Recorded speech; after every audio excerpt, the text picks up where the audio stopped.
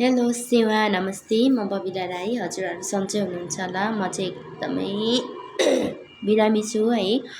अनि म चाहिँ आज किन फेरि मिनी ब्लग लिएर आएँ भन्नुहुन्छ भने चाहिँ मलाई चाहिँ यो रुगा लागिसकेपछि एकदमै धेरै पिनास भन्ने भन्छ नि त, पिनास भन्ने रोग हो कि के भन्नु यसलाई।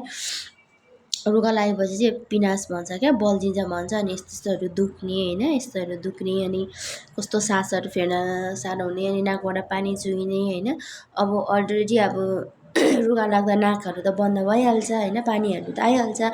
तर पनि मलाई चाहिँ एकदमै गाह्रो हुन्छ क्या साथी हो। अब एकदमै यस्तो यस्तोहरू दुख्ने, यो यस्तो यस्तो यस्तोहरू सबै दुख्ने हुन्छ। अनि यसरी घोप्टिँदा नि यस्तोहरू दुख्ने, कस्तो गाह्रो बनाउँछ क्या साथी हो। अनि हत्तपत्त जाती नै हुँदैन। अनि यदि हजुरहरूलाई अब यो सम्बन्धी चाहिँ अब केही कुरा जानकारी छ भने चाहिँ मलाई अपडेट गराउनु होला, अनि कमेन्टमा भनिदिनु होला। अनि यसको चाहिँ उपचार के गर्दा हुन्छ, अनि अब बाफहरू लिनुपर्छ भन्नुहुन्छ, म बाफहरू पनि लिन्छु।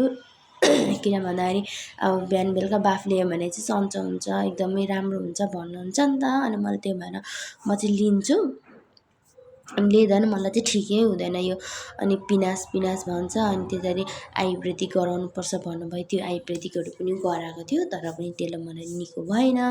यदि हजुरहरूलाई पनि यो सम्बन्धी केही अब जानकारी छ भने चाहिँ मलाई भनिदिनु होला। भन्नलाई चाहिँ म आएको एकदमै गाह्रो बनाएको छ। अनि औषधिहरू पनि खाँदैछु। अनि मेडिकल गएर अनि रुगा लागिसकेपछि अभियसली ज्वरो त आइहाल्छ, अनि घाँटी दुखिहाल्छ, अनि गाह्रो त बनाइहाल्छ साथी हो। तर नि अब ज्वरो आयो, टाउको दुख्यो, घाँटी दुख्यो त त्यो त अब प्रायः रुगा लागेपछि त जसलाई नि हुन्छ नि त। मेरो चाहिँ मेन प्रब्लम भनेको चाहिँ यो पिनास भन्छ क्या साथी हो।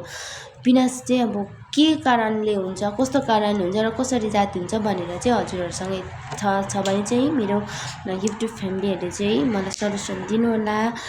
अनि म त्यसलाई फलो गर्नेछु भन्दै म चाहिँ यति नै मेरो मिनी ब्लग राख्छु। हस्, बाई बाई, फेरि भेटौँला।